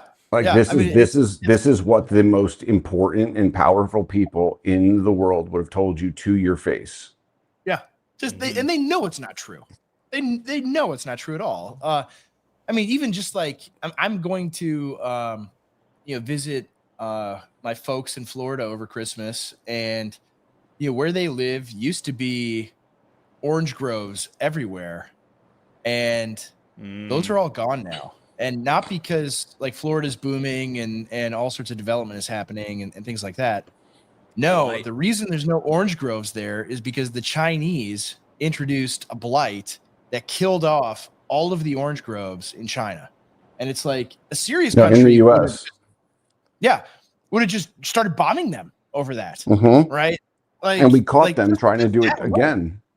We actually caught the lady at the airport. Yeah. And everyone's like, oh, well, China is our greatest threat and enemy. Like, okay, yeah, I agree with you. But why do you keep sending them all the money and the effing jobs? Yeah.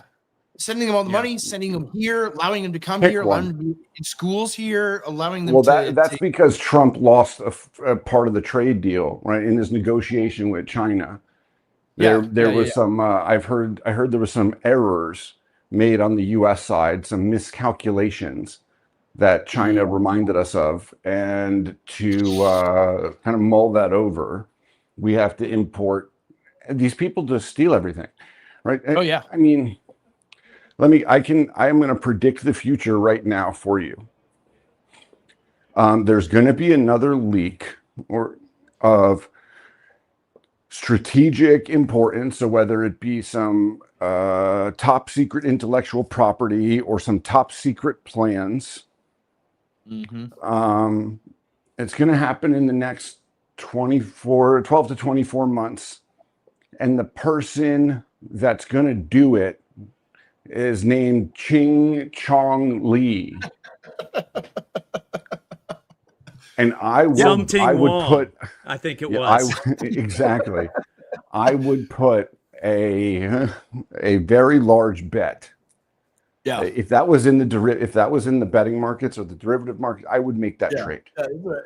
I would say the next leak of classified strategic information is going to come out of the defense establishment, and it's going to be to China by a Chinese guy that was born here. Oh, he's born here. Oh. Yeah. And this is the thing that the people we have to start realizing race is a real thing. Yeah. Because I was talking with my British friend. It turns out that the second and third generation, because Britain's, imported all of the rapists from Pakistan, literally every rapist they could find. They rounded them all up, brought them to England, and really the only prerequisite. That's therapist, Stormy. Therapist. Well, they went over there asking, like, hey, do you guys know any therapists? And just like the translators the CIA hired every time, they're like, oh, yeah, we know the rapists.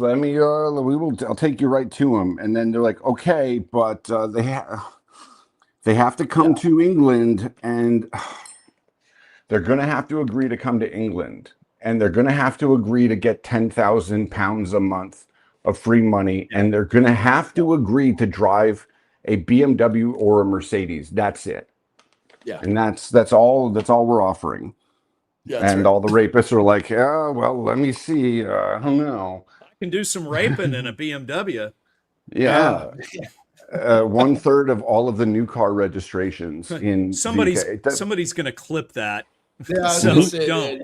You're, Yeah, but the thing about it is that they're finding out that it's the second and third generation ones that are the most radical. Really? Right? It's not, yes, and by orders of magnitude. Oh, Wow. now that is And- interesting. Yep, because they're the one. Think about it. Because they're growing up because it's all ghettoized. Not And- just and because as it's ghettoized. It's just, imagine if you were born in China, and and everyone in China pretended you were just like them, backhandedly. like by law. Yeah. Right? Like, oh yeah, he's just as Chinese as Chu and me. Ha ha ha. Yeah. You would be very conscious of your identity. Yeah. Yeah. And And you that would have would become- resentment against these people. Yeah. Bingo. You Okay. have resentment. And they're finding out that the ones that are committing the terrorist attacks and doing all the hardcore stuff, the ones that are joining ISIS, flying to Syria, joining these training camps, they're the ones that were born there, right? And their parents were born there. Yeah. Either their parents emigrated, got established jobs, all that, and they basically had a middle class life. Yeah. Or their parents were born here and they were born here. So it is either second or third generation are way more extreme, and they are way more nationally or racially identified. So the parents, the people that came over from China, they may not want to see themselves as Chinese racially and spiritually, but their son does. Yeah. And you can apply that to all of our other, greatest allies / real life greatest enemies. Yeah. Right? Turns out all the Jewish guys we put on anything top secret ends up going to Israel. All of the Chinese guys we Mike Huckabee's going to meet with them. Yeah. Mike Huckabee is actually taking them all to dinner right now. It's a second birthright Israel trip. Yeah. Oh, speaking of which, did you guys see the Huckabee's latest where he says, Yes. sorry, they just sent one missile over and it just more people happened to be there. What was that? I wish my country went to bat for me as much as Mike Huckabee goes to bat for a foreign nation.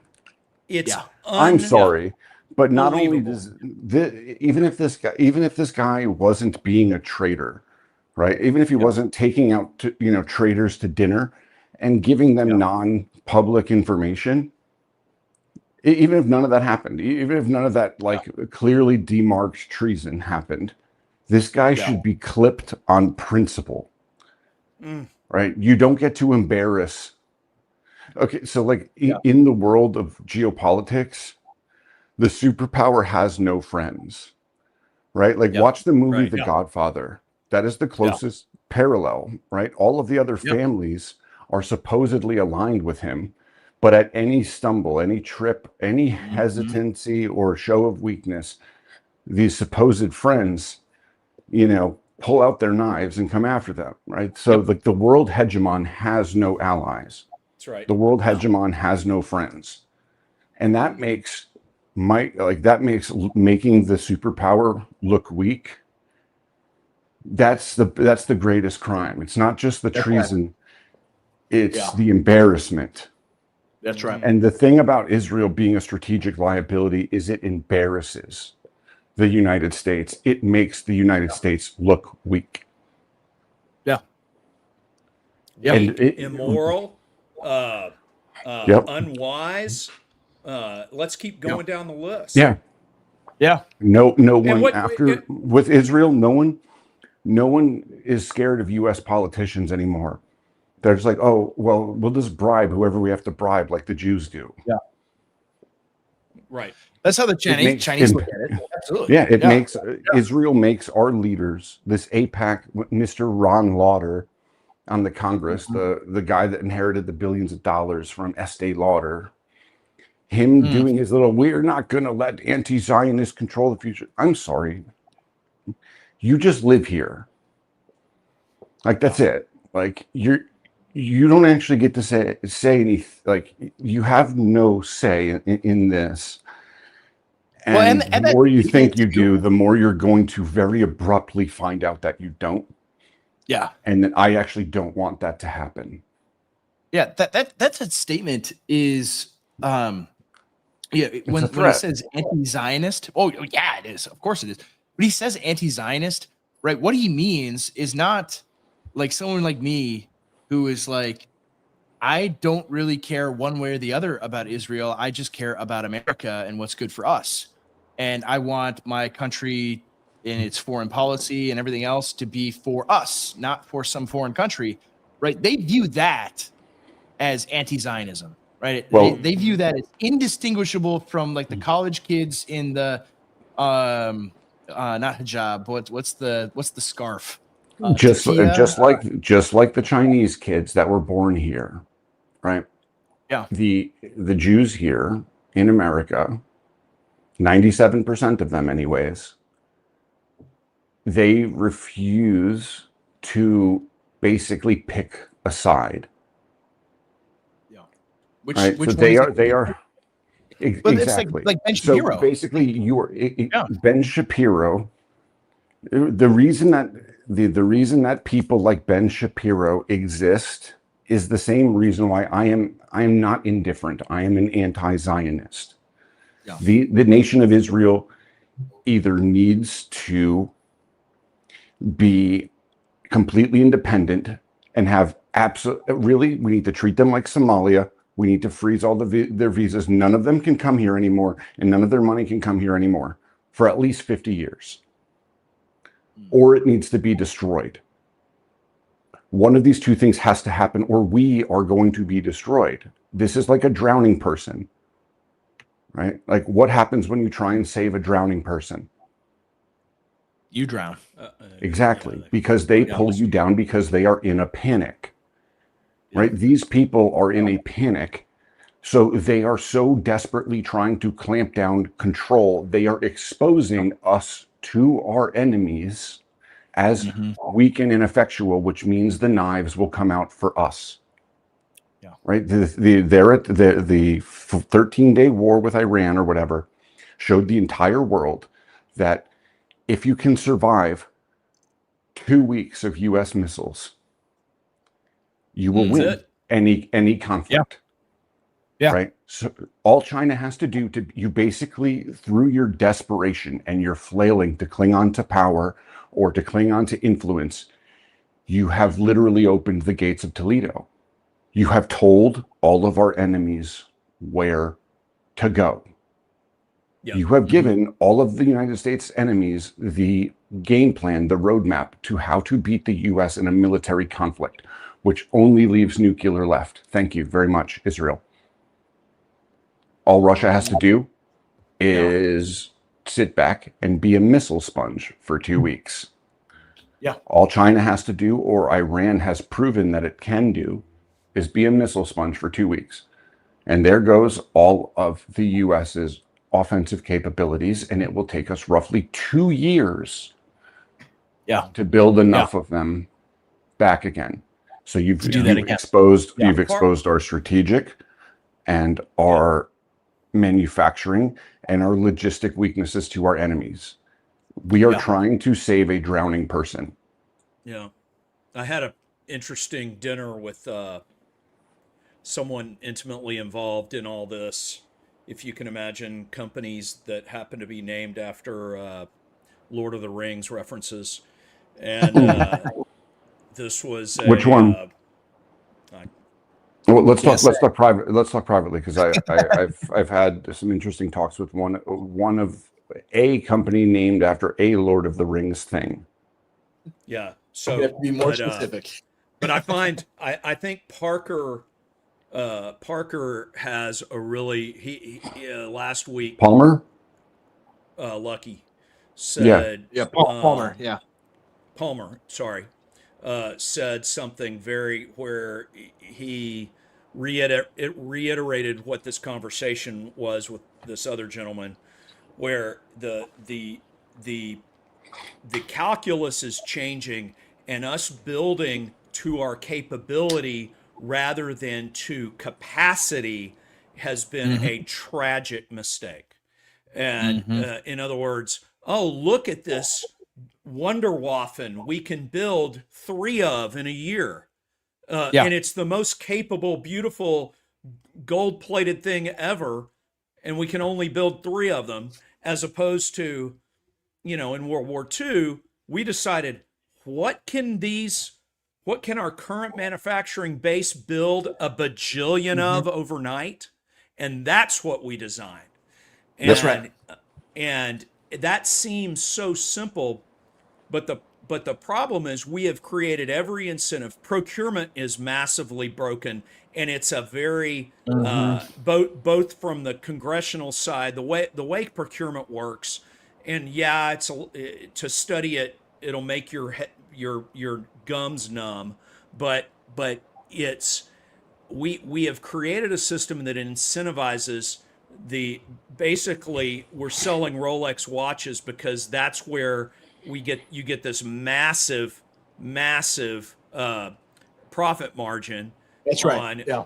And it's not good for our it's likely right now that the Chinese have between 50 and 200 autonomous submersibles from the North to the South China Sea that can go ping mad with the push of a button. There is no possible way even our most sophisticated platforms, submarines can infiltrate any of that due to because they've understood quantity has a quality all its own, and they understand that.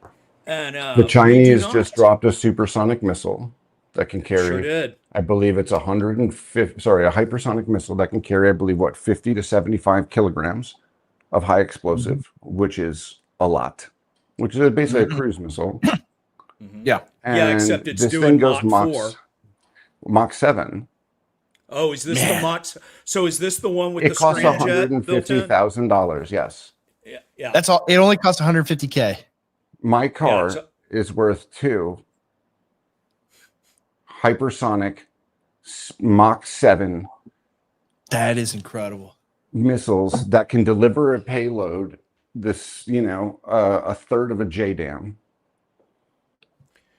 So I invest. And it costs every company can now buy hypersonic missiles. Not even countries, right? So you and your friends can get together and like splitting a pizza, maybe get a hypersonic missile or 2.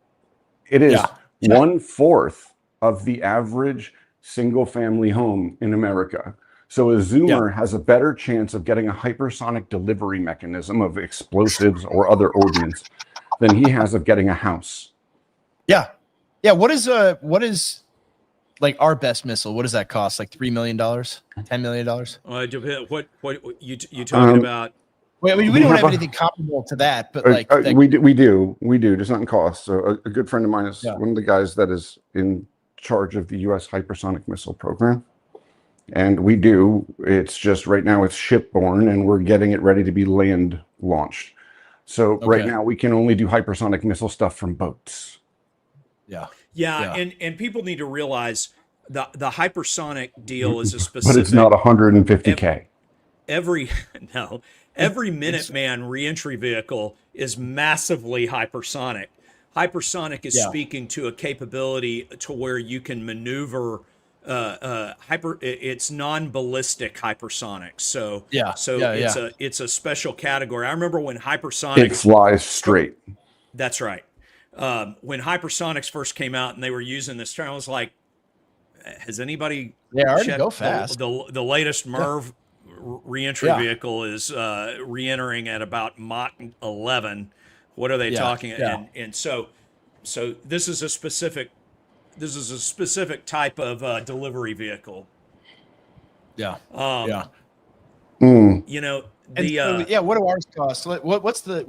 I'll look it up. I'll be the Jamie. Palmer's of, trying to fix it, and we don't need to compete with the Chinese on dollars. Just remember this: the Chinese need to make it cheap. They have to. You can take the entire Chinese capital market, tie it together with India, tie it together with all of Europe, tie it together with Russia, throw it in the Star Trek multiplier machine once or twice, and throw it into the swimming pool that is the US capital market, and it's not even a third full. Yeah. Yeah. So when people tell you about this, like, oh, BRICS stuff, oh, BRICS is going to overtake that, like, no. No. Oh, we're playing chicken. Yes, we are playing chicken, except for one of us is a semi truck and everybody else is actually chickens. Yeah. Yeah. Do you know what It doesn't matter that US stuff is Army's- expensive. Yeah. I know, but still, Well, it do you know matters what to they everyone else in the world. It doesn't matter to us. Yeah. What matters most to us is, can we make a lot of it? Because we Exactly. $41 million for the Dark Eagle, the best one we have. Drop in the bucket, ma'am. Drop in the bucket. Oh yeah, in terms of cost, that's nothing. But I mean, in terms of what the dollars represent, right? All of the inputs and coordination that required to make that happen, right? Well, okay, so here's the other thing. We should talk, Ron, about deflation. I think that's a good place to end cap this, because a lot of what we're talking about, and a lot of the reason that is so, this document is so economically mercenary, I think, is because you and I are thinking the same type of thing is around the corner. And really, the question of the question of the millennium. There's two questions that are going to determine the fate of mankind. One is, do we allow the ethno-supremacism of a small group to persist in our own lands? I think everyone should have ethno-supremacism in their own lands, because they have to, and they have a duty to their people to protect them and provide them with a better life. Yeah, well, it's tied to way of life. Schmittian. That's headship. Yes, every nation deserves headship. And the Or other it's question, not a nation. There we go. It's a colony. The other question is, do we allow deflation? For the first time in 100 years, do we allow asset prices to correct? Do we transfer wealth from the old to the young? Do we, are we as a society, as a civilization, a type of prison retirement home, right? Where you are stripped of all your identity. You are cut off from the chain of history stretching back to creation that you are a part of. And you sit in this retirement home where all of your material and caloric needs and your hedonic needs are taken care of while you sit and wait to expire. Yeah. Are we this? Or are we something else? Because right now we are the former. And the only way to get to the other, to be anything other than that, is a lot of very wealthy and comfortable people are going to have to lose money on paper. They're not even losing the asset. This is the most frustrating thing about it. They're not even losing the asset. They're only losing the book value, which only matters if you're borrowing against it. So here's many of them are. Here's my, and I'm about to have my heart out here, but the Federal Reserve has a dual mandate in theory of full employment and price stability. How do they achieve that? Through target 2 inflation. through target to inflation, really financial suppression. So they keep rates lower than they would be if the market completely determined the yield zoom curve. further out. Zoom further out. The reason that they have to have any inflation at all, why the system needs inflation, why it needs growth, is because it is levered. Yeah, the system cannot massively. take any backwardation whatsoever, because if it does That's have any right. backwardation, then it collapses in on itself, right? That's right. You get a collapsing of asset prices. The and not asset only- doesn't go away, the house doesn't go away, the factory doesn't go away. It is now just worth less on paper. Yes, except Stormy, here's the dirty little secret that I know you know, but forget just the debt. What's the debt plus derivative overhang of the U.S. economy? How many times levered do you? 30 to 1. Yeah. Oh yeah. Oh yeah. So you and I mean, I own my But we are house. also the least levered.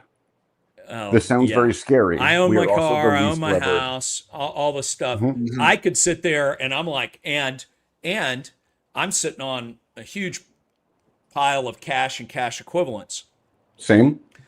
And so I'm like, and throughout history, deflation is the great cleanser of That's right. It's like going on a periodic fast. Yes. And it's not real fun, kind of hungry, but then when you finish, you're like, man, I feel so much better. I'm cleaned out. Deflation is what resets the risk and Bingo. and the scorecard for everything. The And risk problem is the big point. and Ron, we the thing have a about it, system to where we financialize everything because of that risk. That's We've right. never How had do you to price reset it? risk. Exactly. That's right. Yeah. And but the problem is we're in a situation now where you and we'd be fine. The average American would probably be fine. But if we had real deflation, all those bankers in New York are in a world of hurt. Big time. Why? They're still rich. Well, I know. because We've reached the end of money power. that's Right? exactly So right. if they inflate, if they don't take inflation, or sorry, if they don't take deflation, if they don't take their medicine, right, their inflation is just going to decrease the amount of power that they have. Right. So this isn't like an option. Yeah. Right. It is, do we want a soft crash landing or a hard crash landing? This is how I read this document. Right. I think this, Ron, and we saw it right before COVID. We saw the repo market start to seize up. Right. August 2019. And then all of a sudden, this miraculous virus, oh my God. And then, oh, well, also, how about how about this idea?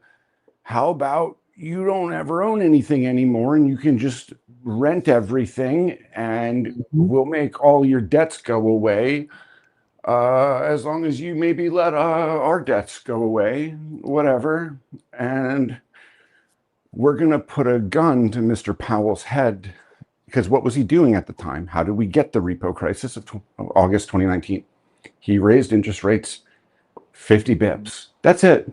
50 bips caused 300 banks to not have enough capital to float 24 hours, and they ended them in the repo line for 50 bips, half a percentage point. And instead, we put a gun to his head and said, you are going to print $7 trillion of liquidity, right? Because the system needs liquidity. Dear listener, you are liquidity. You and your children and your children's children are ground up into a fine powder mixed with a viscous substance, and you become grease. And you grease the wheels of the international financial market. Don't forget. That's what happens Don't forget to you. fungible. 100%. Well, actually, it turns out that they're not.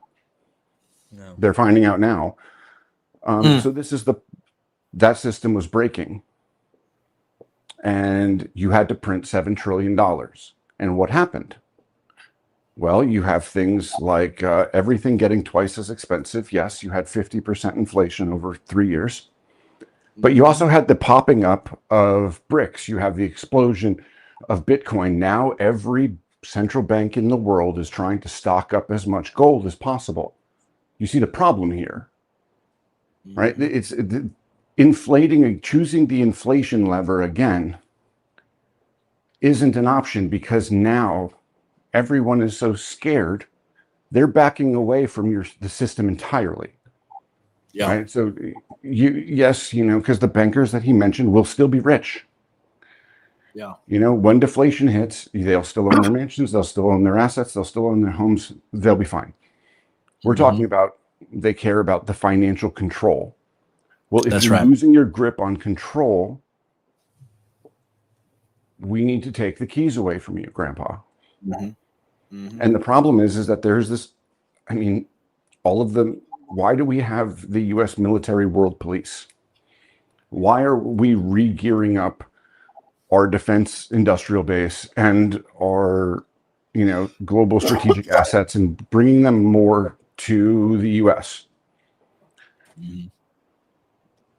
I think that's because we're not going to be the reserve currency anymore. Because here's a fun fact. The U.S.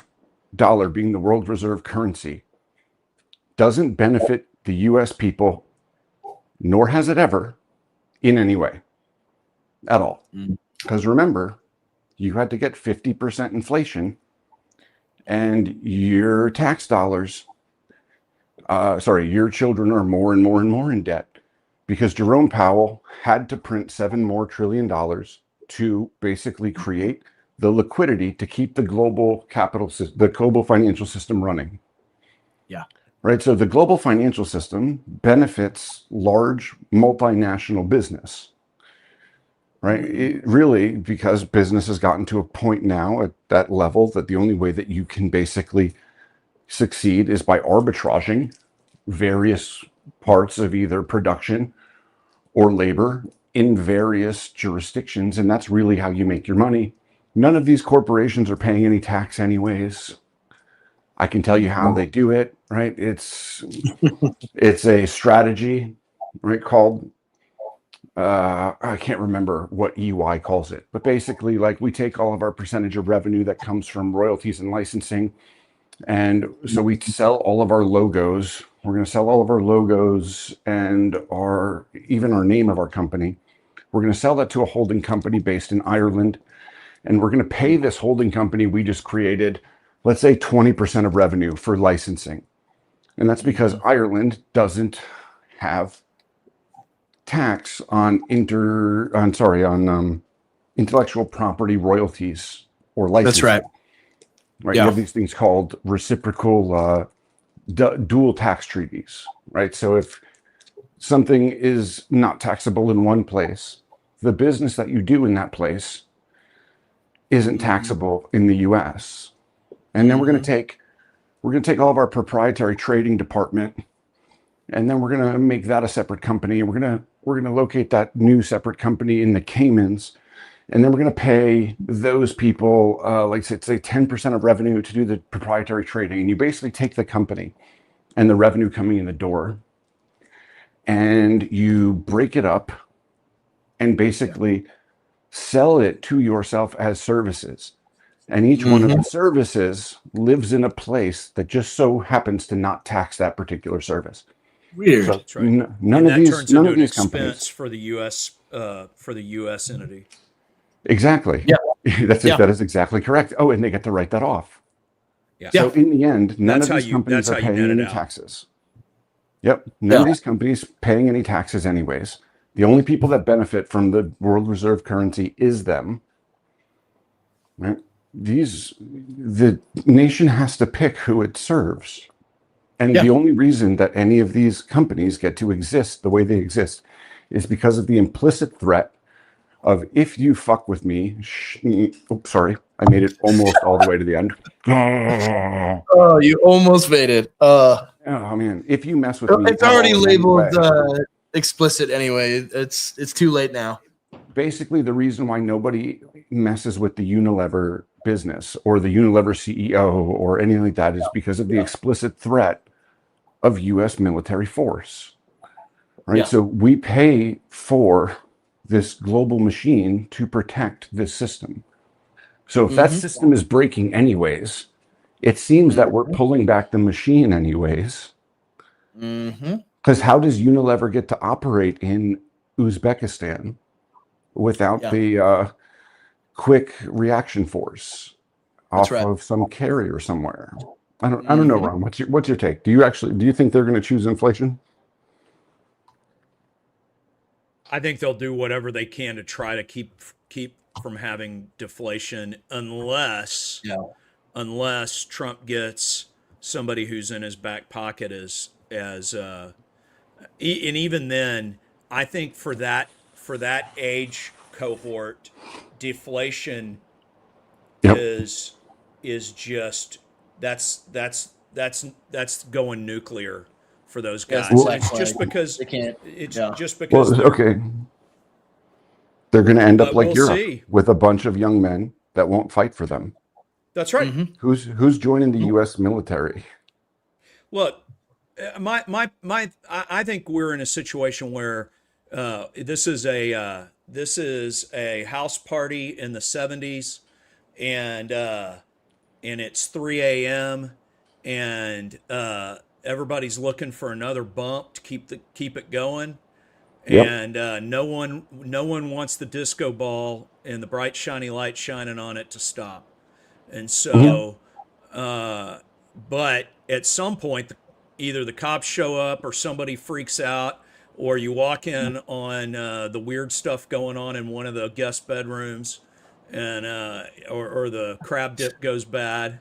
It's criminal because they could have demoed this in a controlled fashion. Like they could have demoed the housing market in a controlled fashion. But right? but So it's they not don't- just the housing market. Consumer debt is an absolute. The fact that we have facilitated, the less educated portion of our populace into both student and consumer debt up to their eyeballs. Oh, freedom. They've got to be able to make their own choices. I was explicitly told that if I didn't go to college, I would end up working at McDonald's. Every teacher, every single person told me this. I had to go to college or else I was going to be basically an economic serf. And every single one was told that. And basically the student loans exist for the student loan markets because they're the other thing. They're the other thing like mortgages that are federally insured. So they're just another derivative. Get rid of it with even if you declare bankruptcy, it's non-dischargeable. So none of them are none of them have any level of risk on them, but any real level of risk on them. Guys, I got to bail pretty quick. Same. I do too. So basically, we have to figure out whether we're going to be Saturn or not and eat our young. From the defense document, they're trying to do defense policy like they're not going to eat their young because none of the stuff that they're talking about works unless you fix these problems.